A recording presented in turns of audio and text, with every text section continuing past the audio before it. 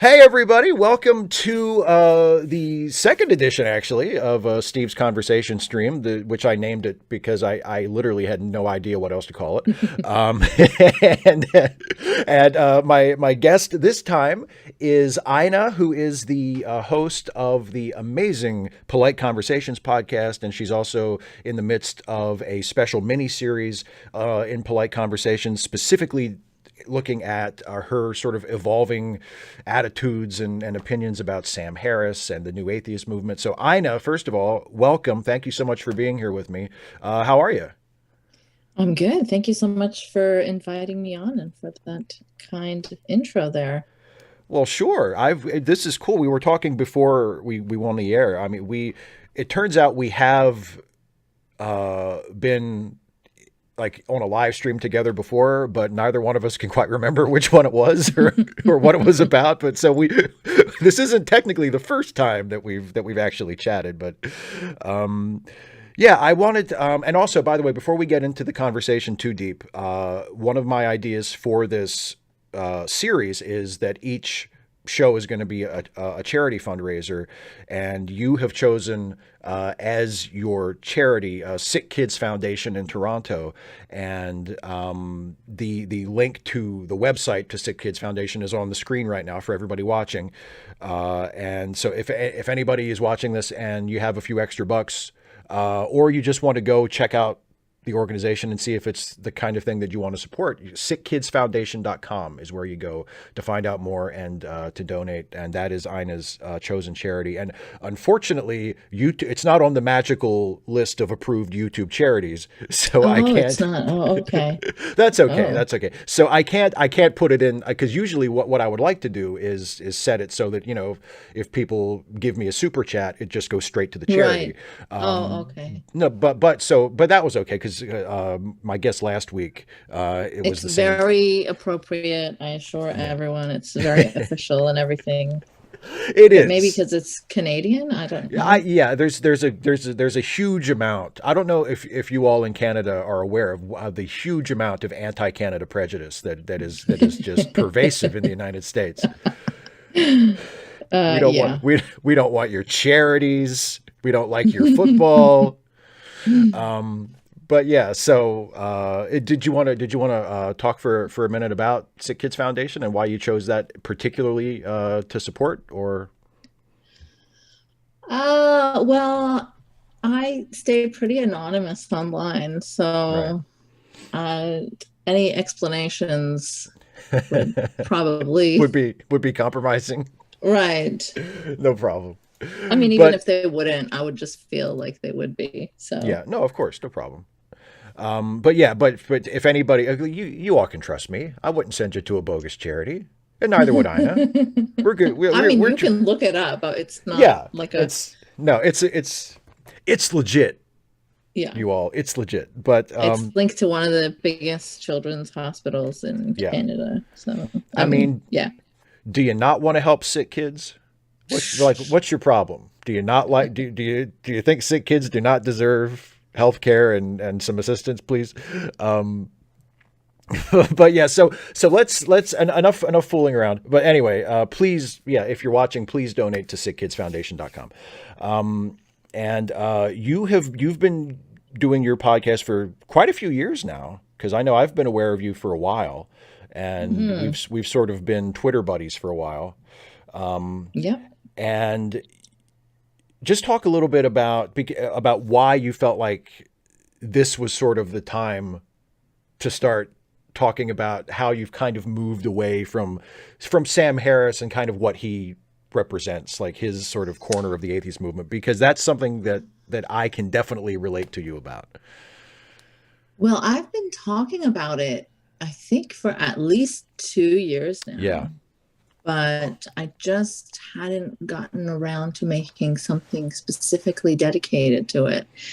And so I had a lot of requests from people to do a postmortem of my chat that I had with him on my show, and kind of analyze it from a more recent, not Sam Harris fan perspective. which I'm going to do as part of the miniseries. But Hmm. it started off like that, so it was just going to be like an intro to that postmortem. But then I was finding that I just had too much to say, and there was so much of a story that needed to be told before I just dive into like little clips of my conversation with him. So then I thought maybe I'll do a two-parter and then a three-parter. And then I'm like, no, I think this is going to be a series on its own. And once I decided it was going to be a series, it's kind of taken the pressure off, because otherwise I was trying to cram way too much into too short a time period. And there's just so much to say about Sam Harris and the Harrisisms that I've noticed along the years, like there's so many sneaky, slimy, gross tactics that I feel like someone who doesn't follow him as closely could not notice. Yeah. On the surface, he's like, oh, my biases are with the left. Oh, Trump is bad. Trump is terrible. And so people are like, well, what's your problem with him? He says he's on the left, and he criticizes Trump. Sounds like a good guy. Yeah, there's a lot more going on there. Yeah, yeah, yeah. He's one of those. He's a very frustrating figure be, Yes. because on the surface level, he does usually he seems reasonable because he has that sort of emotionless kind of calm demeanor where like everything he says sounds just like, well, he sounds like he's It's like, thought about let this. me pull my calipers out now. Exactly. Very reasonable to measure your skull. Exactly. Yeah, well that's it, because that's kind of what I was getting at is like he has this reasonable demeanor, but then it's like, oh, he's being awfully deferential to Charles Murray, and it's like, wait a minute. Like it doesn't matter how reasonable he sounds. And He's talking about that's only one of the terrible Murrays that yeah, he's propped up and promoted. and it's kind of a horse race as to which one is worse, right? Because like I It mean, really is. like because Charles Murray, for anybody who is watching who isn't in the know, Charles Murray was the author of The Bell Curve and is one of the foremost sort of scientific racists of the modern era, Mhm. and Sam welcomed him on his very popular, much listened to podcast, like he was some kind of intellectual king in exile. Mhm. Um, and Douglas Murray is not is basically just this Islamophobic, transphobic, just generally bigoted commentator guy who Yes, he's very worried about the whiteness levels of yeah. London declining. Very normal stuff. Yeah, the kind of thing that totally non-racist people are genuinely concerned Exactly. about. You know, Yeah. it's one of those like it's one of those poker tells when someone starts it seems really concerned about birth rates. You're like, Hmm. I wonder what that's about. Um, but yeah, because like I still have friends, like people that I genuinely like and respect, who are still kind of on the Sam Harris bandwagon, Yeah, and I know someone like that too. yeah, It's and very it's like sad. it is. Well, it's not, and it's like I wonder, like, well, God, what's it going to take? You See, know? for the person that I know, this person is not very like on top of the content. So they're still Ah, clinging on to the general feel that they got from Sam maybe 5 years ago. And so I've ah, tried to explain the nuances of all of it. And they're like, yeah, yeah, I haven't had time and I can't really comment on it until I hear it, but they'll never actually listen to anything. So yeah, I don't know. It's like they're trying to keep themselves in the dark so that they don't actually have that moment of disappointment. yeah. I know. I kind of like because for me, like Sam Harris was of the four horsemen of atheism, right? Sam Harris was never my guy, but there was a time when I respected him and didn't have a problem with him. When he seemed like oh, he seems like a reasonable guy, or he seems like a smart guy, or whatever. Hmm.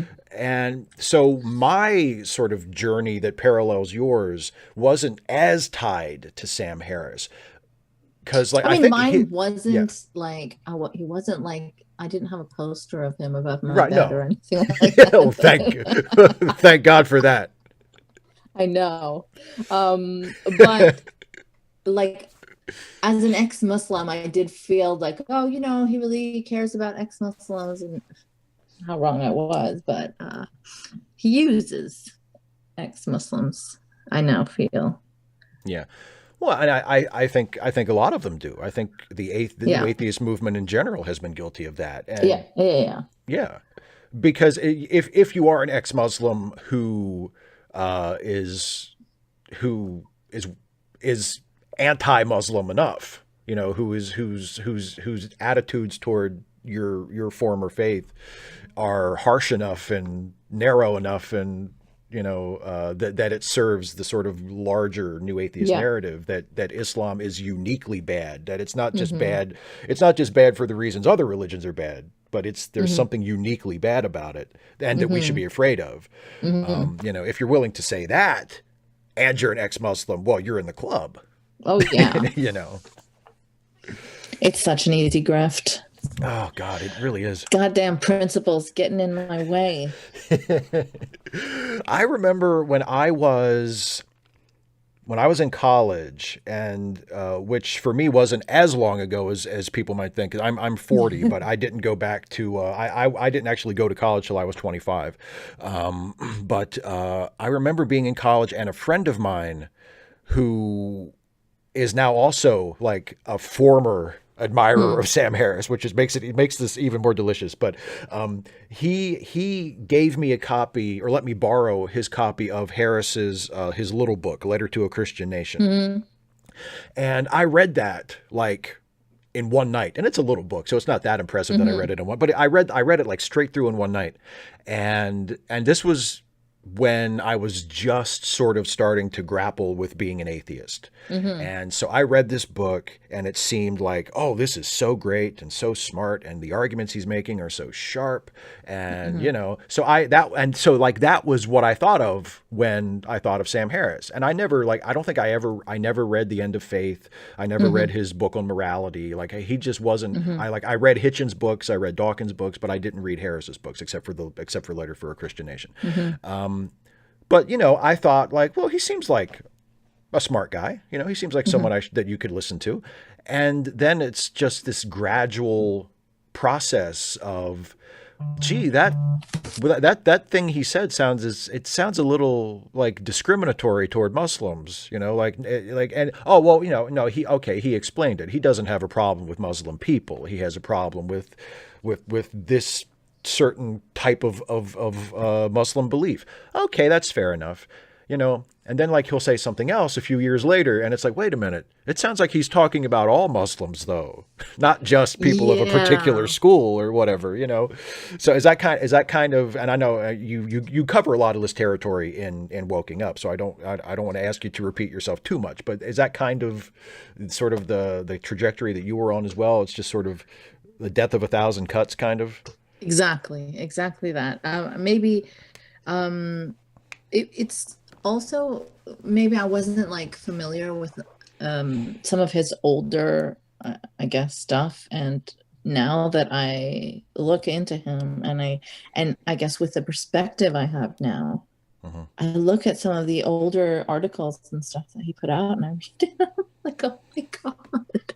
Like he's used phrases like the tyranny of fairness, or I don't know, Oh some yeah. really stupid shit, like stuff that I now recognize as dog whistly too. Like I growing up in Saudi, I guess you're pretty sheltered from conversations about racism and Hmm. white supremacy and white supremacist dog whistles, and just even things like anti-Semitism, obviously. Yeah. um, there's a lot of anti-Semitism in Saudi Arabia, but fortunately I didn't know anyone spouting it. But what I experienced was like nobody talking about Jews. Like I Right. didn't know anything. So sometimes when people will be like, oh, that's like anti-Semitic, it took me a minute to understand like how that is coded in history and what the relevance of saying something is, because I didn't get taught this stuff, and also because we didn't even learn about like Hitler and all of that. This is all stuff I've had to learn on my own. Right. Yeah. So in terms of picking up on racist dog whistles and not understanding things that aren't literal, like it's taken me a minute to kind of figure out how these things work in a more coded way, right? Right. So now that I've been online for long enough, I guess that's been quite an education in itself, right? In terms of experiencing all kinds of bigotry and racism and kind of having to learn about it as fast as I can. And now, through that lens, when I look back at some of the stuff that Sam was saying, I am horrified. Yeah. But I didn't pick up on it in that same way, if that makes any sense. Like, even Yeah. on my podcast with him in 2016, like, I knew enough to know that it's troubling, obviously, what he's saying. But the classic, using men of color as rapists trope, like, I didn't know how deep that goes, and how, like, to what extent people hear that, like, I knew it was bad, obviously. I knew it was horrifying to prop up Douglas Murray, but I don't know if I'm explaining that. Like, it's very hard to explain, like, when it hits you with like a whole other power to it. You're like, holy shit, like, he actually said that, and he didn't grow up in Saudi Arabia.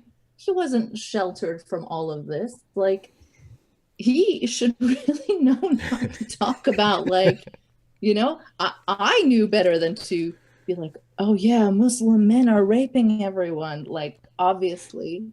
Right.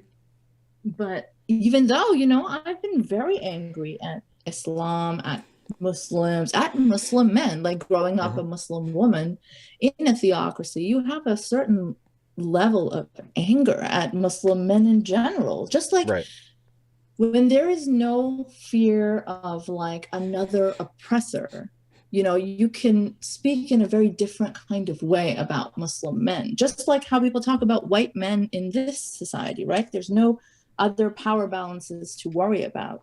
Right. So the conversation about Muslims and Islam is very different when you're speaking among Muslims. You can be like, oh, brown men, blah, blah, blah. Just like how people say like white men, you don't have to worry that that's racist. So it's like a whole different, but over here, obviously on a global stage, very different connotations. Like, even like, I started out as a blogger and I used to have like mostly a Pakistani audience. So I used to write in a very different way. But then I started noticing Westerners like kind of picking my criticisms of my own community and kind of weaponizing them, So that was disturbing to me. And then I started noticing how people aren't just supportive of ex-Muslims, they're kind of fetishizing ex-Muslims and using them to justify their own bigotries and hatreds. So it's been a long journey and an educational one.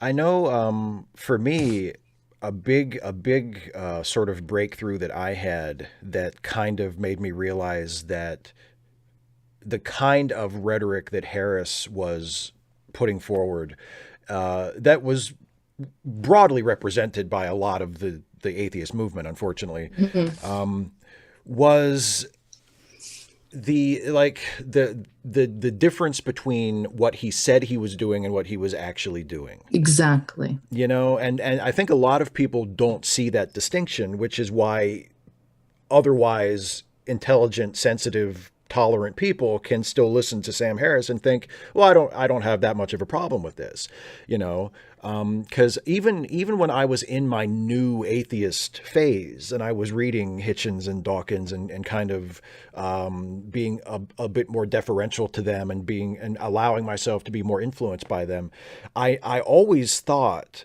that religious intolerance was a bad thing. Hmm. I always thought that whether I'm religious or not, we shouldn't hold a person's religion against them.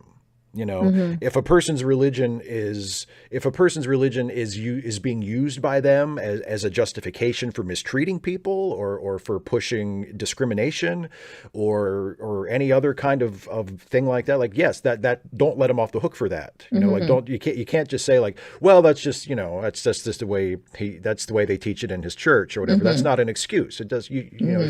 if you're homophobic, it's bad. It doesn't matter whether, you Hmm. know, you learned it from your pastor or your imam or whoever. Hmm. Like it's bad, and Hmm. you shouldn't do it.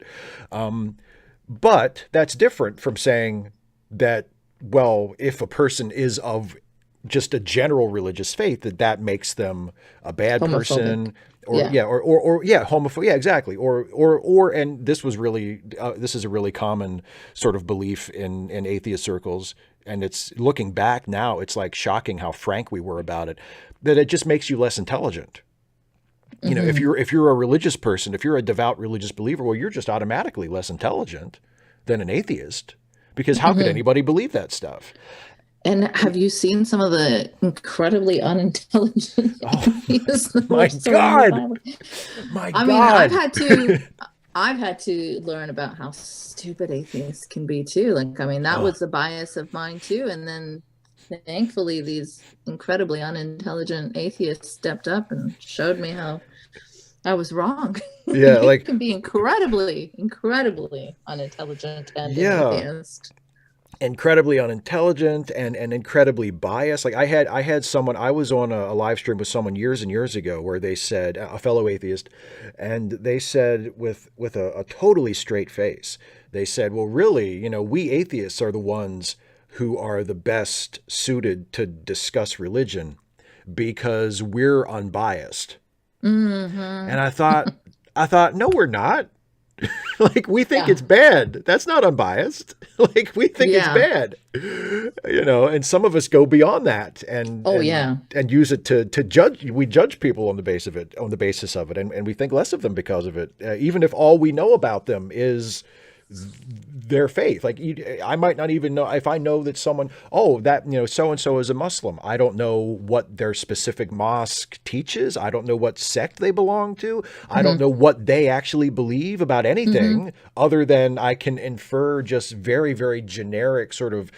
typical Muslim beliefs, but I don't know anything about them other than that. And yet I've somehow come to this conclusion that Hmm. they are a particular kind of person just, you know, on the basis of that. And and Sam Harris, even though he says he doesn't do that, Hmm. he does that all the time, All the you know? time. And I think that's what's confusing to people that don't follow the sort of bigger picture, right? So Yeah. in every instance, he makes sure to leave himself some wiggle room to make sure that, he's ticking the right boxes and saying the right things. But if you follow him, you'll see that he isn't actually doing those things. Like, for example, the Muslim ban, Trump's Yeah. Muslim ban.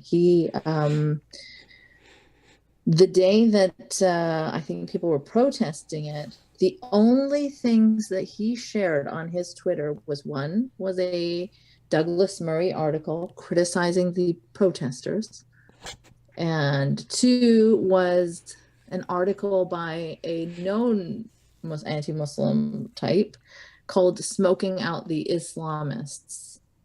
Jeez. And that's the only thing he said. And then he pretended to act surprised that people were like, what the fuck is this garbage you're putting out right now at this moment? And then when confronted directly about the Muslim ban, he says, of course I don't support it, Yeah. just like he says, he's in favor of, immigration and things like that. But then by proxy, like Douglas Murray is one of his most preferred voices on the topic. And he's Yeah. accidentally even promoted people like Anne Marie Waters. It's like borderline, like like Yeah. white nationalist, basically, Yeah. Um, when Yeah. those are the He'll, views that you like on immigration, don't say that like you're for it. yeah, that's something he does a lot. He'll say the right thing if you drag it out of him, If you but drag it it out of him, yes. but it becomes obvious from the rest of what he says that he probably doesn't really mean it. Exactly. That's, but the thing about Harris that is so, I don't want to say fascinating because I actually find him kind of tedious and kind of shallow, but the thing that's sort of baffling about him is that I don't know if he really I don't know if he really thinks that he is pro-immigration. Like if you get him to, if you can sort of puppeteer him to say like, oh, of course the Muslim ban was terrible. I don't know if he really believes that or if he's just saying that to get you off his back. Because the other thing He about knows him, he needs to say it yes, to exactly. retain some credibility. Exactly. He's smart enough to know that, oh, they're getting mad about this. I better just say this and try to do just like his that article that he wrote. This was another big sort of red flag for me. That article that he wrote several years ago when he was called out for his sexism, and he responded by writing this incredibly sexist I'm not the article. sexist pig that you Yes, something like that, right? I'm not the sexist pig you're looking for. And then Yeah. he writes this article that it's like, no, dude, you totally are. Like that there's like this article is super sexist. The fact that you're responding to that question in this way at all speaks to what a sexist dude you are and that you haven't like dealt with it. But Just look yeah. at his Me Too takes and his Me Too guests. He's like, "Oh yeah, I support the Me Too movement, and it's so good." And all. But his only guests on the subject are the people who are like, this has gone too far, and like, people are the left is going crazy. But like Barry Weiss, I think he had on about it, and then there was Yeah. like Yeah. Caitlin Flanagan, who's Yeah. like. Who's written this? Who's like a Jordan Peterson fan who is like, I think she described herself as like a self-hating Democrat, and it was right up his alley. Yeah. And she's written this book about how like there's an inner housewife or something, and everyone like, of course, these Yeah. are the people he's asking for, Yeah. perspectives on Me Too. Well, that's another giveaway though, because I think one of the things that that again that sort of allows people to hang on to him instead of tossing him over the side is there's this impression that he's more open-minded and kind of even-handed than he actually is. I think I think in the second episode of Woking Up, I think you talk about this a little about how like if you actually go back and look at the people that he has had on his show, Yeah.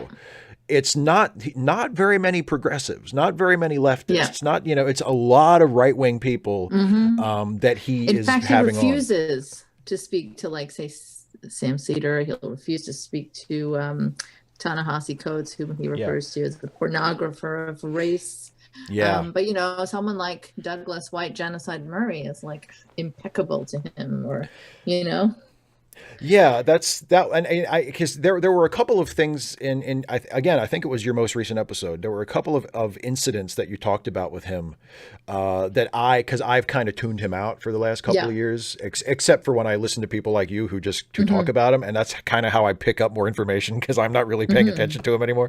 And the Ta-Nehisi Coates thing, I didn't know that he hated Ta-Nehisi Coates, and I was like, oh, no kidding, because I mean I don't know, I like Ta-Nehisi Coates. I think I don't have a big problem with him. I suppose it's, there are people who don't like him for legitimate reasons, like anybody, but to hear like that he as you just said, Harris has referred to Ta-Nehisi Coates as a pornographer of race. And it's like, what is your problem? Like, what do you find so threatening about this guy? That's not how he referred to Lauren Southern. He called her a conservative journalist. Yeah, Lauren Southern, who has literally like harassed refugees trying to make it to safety. Like, yeah. So, I mean, yeah, it's interesting to me to hear like what kind of stuff sticks out from those episodes. So, yeah, tell me what else stood out to you? What was the? Well, I should have written this down. Because this is just, this shows you how well prepared I am for this show. I was listening to to your show last week, and I made a note that I wanted to ask you about this, and I guess I forgot about it, but I can't remember her name. But the incident, it was one of the many incidents where afterwards Sam Harris was being like a public crybaby about it, or like he Kara thought Swisher. Karis, yes, Kara Swisher. Because she said something about him on Twitter that he took the wrong way, Yeah. and interpreted it as like she said she was she didn't want to hear one of his episodes that someone linked to her, and she's like, yeah, no. something like so benign. Yeah. Yeah, and you play this clip of because he went on a podcast with her and was basically like just crying about it in public, like, I can't believe what you said it was so hostile to me, and I don't understand why you wrote. And she's like giggling about it, like, I can't believe you're being this much of a baby about something that I literally wasn't attacking you at all. He threatened her like that he was going to release the email or something like that, which is like a thing that he does. Yes. How many times has he done that? He did it with Chomsky. He did it with Ezra Klein. Yeah. I think he did it. That was the Bruce Schneier thing too. That was agreed as a public thing, but because that was another sort of nail in the coffin for me, the Bruce Schneier thing. Because I don't know that one. That was well, maybe if you still have we'll some space in an upcoming episode. That was the one with the Bruce Schneier as the security expert. And, yes, I did read that. Yeah, yes, and it was after when he was doing the we should profile people who look like they're Muslim, and yes, and then he was all backtrack. He's like, it's not what I said. Actually, I just said that we shouldn't, take kids away from their parents, and like he does this bait and switch thing all the time. He said what he meant was. He said, well, actually, it's not profiling. It's more like reverse profiling. Yeah, anti-profiling. Yes. Yeah, I'm like, okay, sure. But so, and he had this exchange. And again, like, he's so, I don't know if it's just he's so blinded by his own ego, but every time he releases these emails, he comes out looking like the asshole in the exchange. And then he's surprised by it. I don't understand. Like, after the Ezra Klein one, he put a little note out. He's like, this doesn't seem to have worked, and this doesn't seem to in my favor. He talked about that in the show, yes. It's like, this seems to have backfired on me. No kidding, Sam, because you're an asshole. And everybody, I mean... But yeah, I think my favorite is the Chomsky one, because he is like...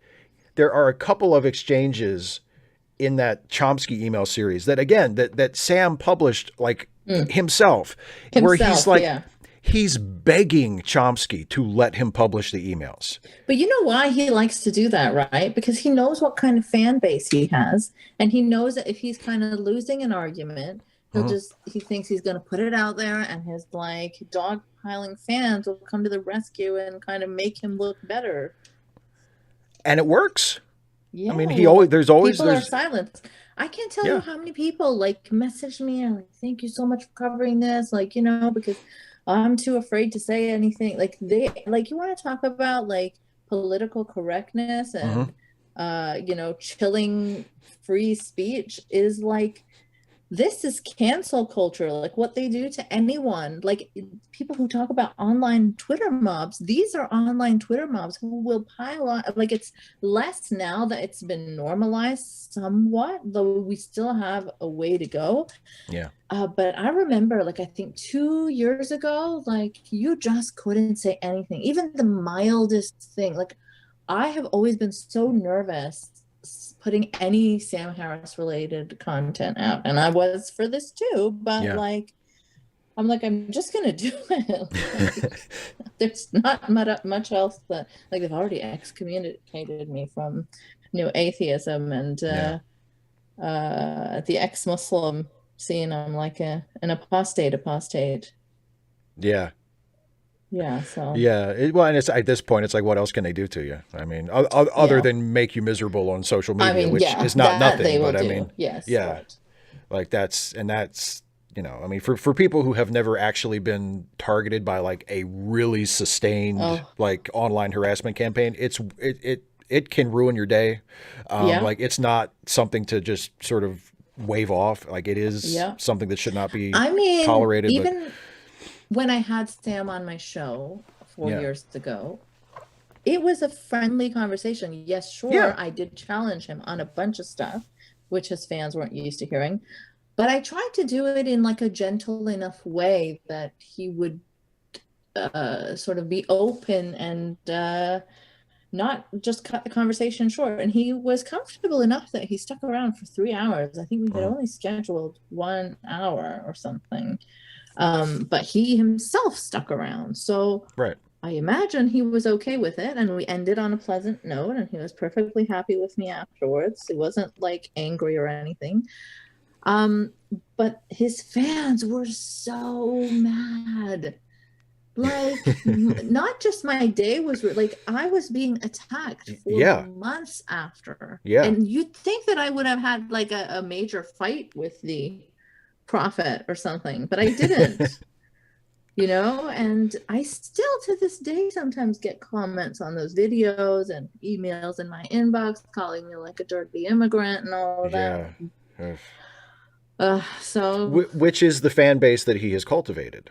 absolutely. I mean, which is another point that you touch on in your series, which is that for all of his, well, there's a clip of him that you play in one of your episodes where he's like, I think he's saying like anti-Trump stuff or something, and he's like, I know this will make some of you mad.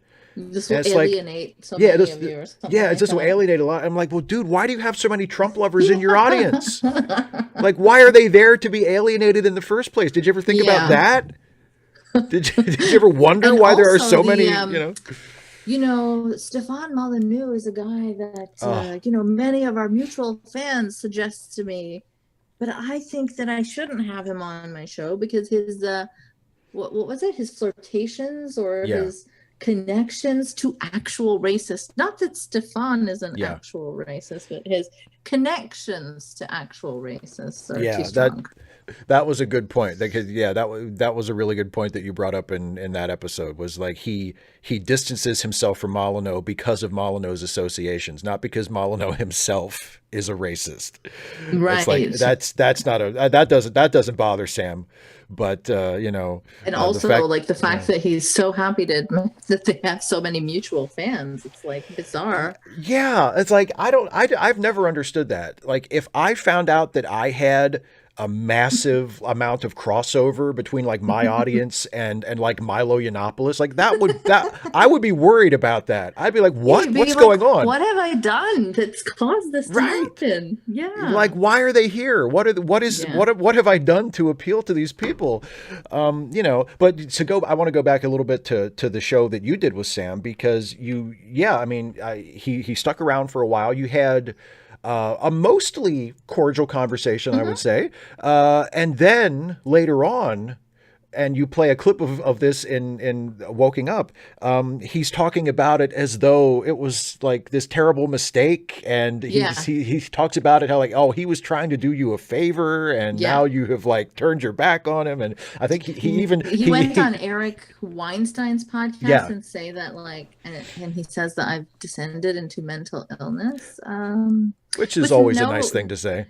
It's a lovely thing to say, especially without, any sort of attempt to even say, well, this is what this person did, which makes me say that. Nothing.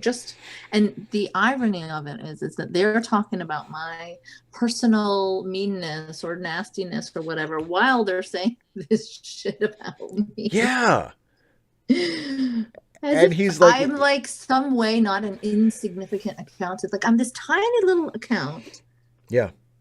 And they're like people with hundreds of thousands. Sam, over 1 million followers. Yet he's so petty that he just can't stand people who criticize him. And that's the thing. After he went on my show, I'm pretty sure he like got an earful from like Gad Sad and Dave Rubin. And because, they're like, why did you allow her to question you about us? And, why did you even go on her show? They were pretty mad for a long time. So he probably regretted it immediately, even though we had a cordial conversation. And then, I turned out to be this complete ingrate that dares to criticize him. So obviously I have a problem with my lady brain. Yeah, that must be it. That must be it. Yeah. No, Uh, Sam can never be wrong. It must be my brain that is wrong. And he also he, lied about launching my podcast. What I the was, fuck was that? I was gonna mention that. Is like he bizarrely he takes credit for how many that was 2016. So you've been doing the show for a while at that point. It was at least I was at least 10-ish episodes in. Yeah, and you So had been a blogger months, before at that. So least yeah, I months. mean, Yeah. yeah, and it's like you were that wasn't the first episode, man. No, no, I Like don't know what he's talking about. Why did he just does he just think that his presence was the true launch of it? yeah, it wasn't really a show until Sam showed up. Yeah, Right. And now we're cooking. Now it's like, well, now she's arrived. Now that I have graced her with my presence. exactly. Yeah, there's a certain amount of ego, I think, that is at play here. I mean, well, you know, because he has famously said, and again, like some of the stuff he says in public with a It's straight face, amazing. it's stuff The that I would be police shooting embarrassed. views, the Oh God. racism views, like how, there's been a two-term black president, and, just like stuff you'd expect from PragerU or something. Well, and the obsessive, almost derangement about with issues relating to Muslims. How he seems to it's like he went through the and he I almost said he went through this phase. He's still in this phase. It's just what he does. Like reflexively turning everything back to that issue, like to that quote from a couple years ago where he said, you know. And again, trying to play like, well, hey, I'm a leftist, I'm a progressive, I'm my sympathies are with the left. Hmm. It's just unfortunate that it's the people on the right who are talking realistically about the threat of Islam. Yeah, I You think know, he like said fascists, yeah, actually. yeah. In fact, Maybe. yes, he said fascists. Yes, he said Yeah, yes. Even worse. yeah. Like, yeah, it's like you're so deranged about the threat of Islam that I again, like for anybody who's listening to this or watching this who isn't as familiar with these issues, I mean, he very seldomly differentiates between like radical violent extremists and Muslims. Like he uses I blanket mean, he would terms a push lot, back and say like he does, but but some only like occasionally, yeah, and when and he says usually only things when you like, try to pin him down. this one thing that he's written, I think it was 11 years ago, he wrote about how the demographic time bomb in France is ticking, Yeah, and in 25 years, we'd see it become a Muslim majority country, France. And that is if Muslim immigration were to stop now. Stop. yeah, But he's pro-immigration, yeah, guys. and Just it and what it's deranged. and Muslims are now like what, like 5% of the country or something. Yeah, I mean, yeah, it's very, yeah. it was such an alarmist thing to say. And he got Like, called on this after the Christchurch shooting, because people are like, when you put this kind of fear mongering out into yeah, the world about replacement, about yep, demographic time bombs and things like that, this is similar language. And then he just kind of shook it off like, oh, he got it from some crazy ass, conspiracy theory book that claims that there's like a secret pact between Europe and Arabia or something. I don't know. Some jeez, absolute crazy shit. And he's just like, well, I got it from this book. Okay, but you actually put it out. You can't just right? like wash your hands of it like that. Like, to learn to take some responsibility. That's what's so maddening about him. Like, time after time, he will endorse like the absolute worst people on his massive platforms. He will like promote or defend, like he promotes Douglas Murray. Yeah, He has defended Tommy Robinson. He has defended Dave Rubin. He has promoted Dave Rubin. He has defended and promoted Gad Saad. The list is endless. Lauren Southern, he downplayed. Milo Yiannopoulos, he yeah, downplayed. And he never retracts when he learns that they're like white nationalists or whatever, he'll never come back and be like, oh yeah, I mentioned that Lauren was a conservative journalist and I said I didn't really know much about her. I'd like to clear that up and say, like, oh, she's a white nationalist. He will never do the responsible thing. He'll just put that out there. And then, he also defended Steve Bannon. He also said, Yeah. like, the left was unfairly maligning him. I mean, it is endless. Yeah. And he never stops to think, why? Why does this keep happening to you? Like, just look now around him after the election. And that's what my third episode is going to be about. Is like kind of how he had to face it for a little flicker of a moment that his friends are not falling on the sane side of things, like Yeah. he's had to say a mild word to Ben Shapiro and a very mild word to Brett Weinstein, assuring him that they're still both equally worried about wokeness. As long as they have their priorities straight. Yeah, of course. And then he's said to Gadsad that he's making light of a very combustible situation. And people, like Sam's fans, are like, yes, see, you shouldn't be like grouping him in with the IDW. He is like pushing back so hard. I'm like, are we looking at the same stuff here? He said like two very mild words while reassuring them that they're still on the same anti-wokeness side. This is what you guys, this is the standard you guys have. Holy shit. Well, and on that same note, and by the way, people, for everybody watching us live, if you're in the live chat, we're getting into the last about 15 to 10 minutes of the show. So if you guys have questions for Eiynah, please feel free to post them in the live chat, and we'll answer some viewer questions in the last part of the show. But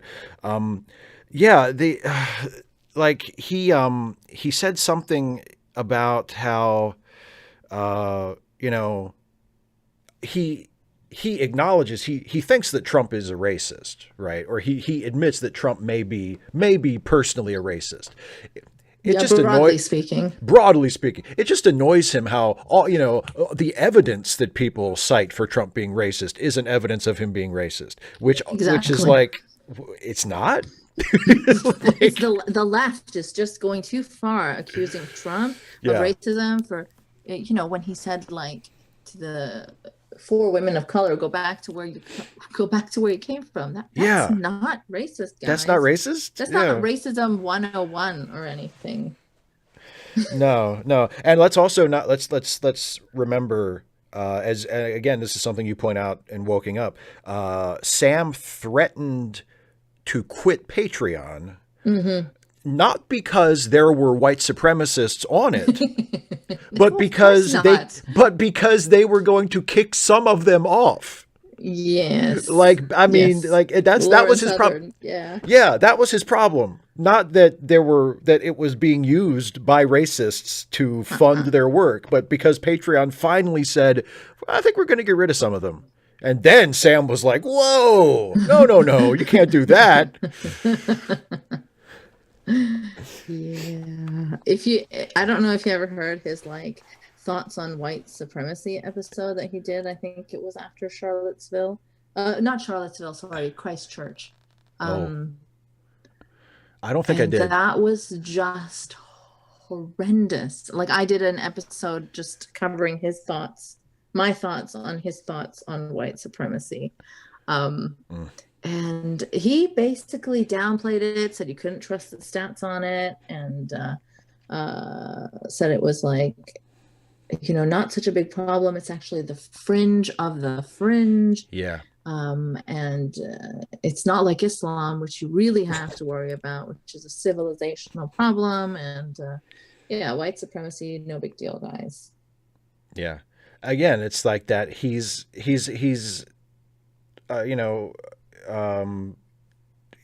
like there's a scratch on the record. Like you could tell, Sam, what do you think about the neo-Nazis that are marching in the streets of American cities and that have actually killed people and, are energized greatly recently as a result of the Trump administration? Yeah, no, it's terrible. I think it's bad. Of course it's bad, but let's talk some more about Muslims. It's right. Yeah. Can we talk And about the also Nazis? BLM. Also BLM. And be oh, that's right, because they're bad too. Yeah, Mm-hmm. they're bad too, of course. I Mm-hmm. mean, look, And nobody. actually, Yeah, police brutality isn't such a big problem. I mean, they actually are worse to white people than they are to non-white people. So, I mean, that's really, I mean, that's not that many far steps removed from Trump saying that he is the best president for black people since Abraham Lincoln. You know what I mean? Like it's the same, it's the same there's kind of thought some process. there's some strange Trumpiness happening, and it's funny because Sam is so critical of Trump Yeah. for all the strangest reasons. Like, I mean, sure, Trump is stupid and a buffoon and unpredictable, and that's all bad too. But if you try to criticize him for something like racism, Sam is in there defending him. Yeah. Yeah. Well, it seems like they all the standard move of Harris and of the IDW types and the anti woke brigade, like the it's their favorite move is to say, well, yeah, racism is bad, but the people who protest racism are just as bad, or Or worse. or worse, exactly, more of a threat. It's not like it's not sexual assault on college campuses that is the problem. It's the college students who are protesting it, and like using whatever power they have to get universities to change rules or to investigate allegations more seriously. Like they're whoever's making the noise about the problem is worse than the actual problem. Which again is like a right-wing move. Like that's like, It's like calling someone a racist is like worse than racism. Like I think yeah. The great Dave Rubin Oh, once yes. said, like, was it Dave Rubin? I think Probably. it may have been. If it wasn't, it should have been. When he said like calling people racist was like the new N-word or something like that. Oh, God. Yeah. Yeah, I think it really was him. But like really, so many of them say so many stupid things. It's really hard to keep track of it all. So my apologies if I'm getting that slightly wrong, but I don't think I am. No, and that is a not uncommon sentiment, again, among people who are of a similar mindset. Like I've heard that and seen that so many times. Like Republican politicians in this country have said that this year. Like people running for re-election were who are Republicans who were saying, at least they admit they're Republican. Like, that's true. Sam won't even do that. Low bar, right? Like Sam may not be like a typical Republican, but he is very right wing. Like he may be like a never Trump kind of Republican. But this is the thing. They have this idea of what it means to be sort of on the left from like the 90s, maybe, where like you believe gay marriage is okay, you're okay with abortion, and so you're on the left, Never mind that now there's like plenty of right-wing gay people, and the whole thing is just different now. You can't like, I think Sam retweeted this horrendous chart about the IDW that really just played into what they wanted to hear. Like some stupid fan made like a chart about whether the IDW are right or left, and they just picked like these key little things where it would just show them as not being right wing on everything. And it was like, yeah, see, everyone is basically on the left in the IDW. Yeah. It's just so dishonest. The dishonesty drives me crazy. Yeah, the dishonesty and how shamelessly self-serving it is. Like they flatter themselves just so openly, and Sam does this too. I mean, it's like, how can, again, like what I was saying earlier, some of the stuff he says in public are things that I would be embarrassed to say, like, to myself in the bathroom mirror with nobody else around. Like, I would be like, it's like you said that in public on a I podcast know. that's recorded that people are going to listen to years from now. Like, I know. what is wrong with Did you? you, out of any of the clips that I played in Woken Up, was Yeah. there anything that took you like was there anything that was like truly shocking to you? Or were you like expecting to hear that kind of stuff? At this point, no, there was nothing that shocked me. There, like I said, the Kara Swisher stuff and the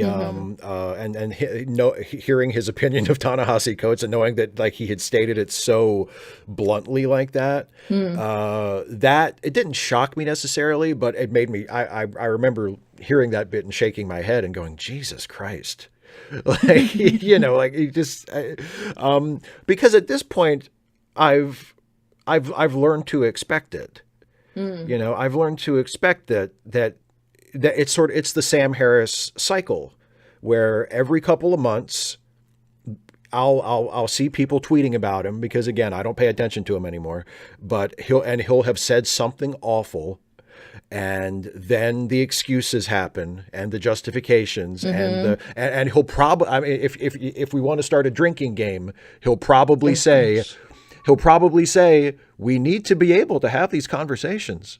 Because that's what he always says. It's like, hey, come on, we're shutting down discourse if everybody's going to throw a fit every time somebody says something mildly controversial.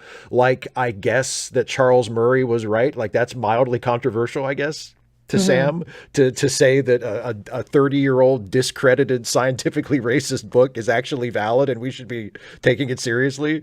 That's mildly controversial, and we need to be able to have these conversations. That's his go-to move. So I've gotten used to that. So I mean, but you're not done yet. You still have. Yeah. Do you have? This is true. Do you, I mean, and just to as we're getting close to the end here, do you have an idea of like how long you're going to go with Woking Up? Do you have a set number of episodes in mind, or are you just going to go? I have an idea of how long I'm going to go all the way up to the postmortem of the conversation, which is going to be its own couple of episodes, I imagine. I don't know how long those will be because the episode that I'm going to have to kind of analyze is 3 hours long, so I don't know how many episodes that will be. So I don't know. I don't know. This thing has had a mind of its own. Like, I intended it to be 1 or 2 episodes in total, and then now this third episode that I'm going to do is related to the election and the takes relating to the election. So that wasn't really part of my journey. It's just something that I want to document. And can I just say how excruciating it has been to kind of go through all of this content and just make notes on it. And, I'm so tired.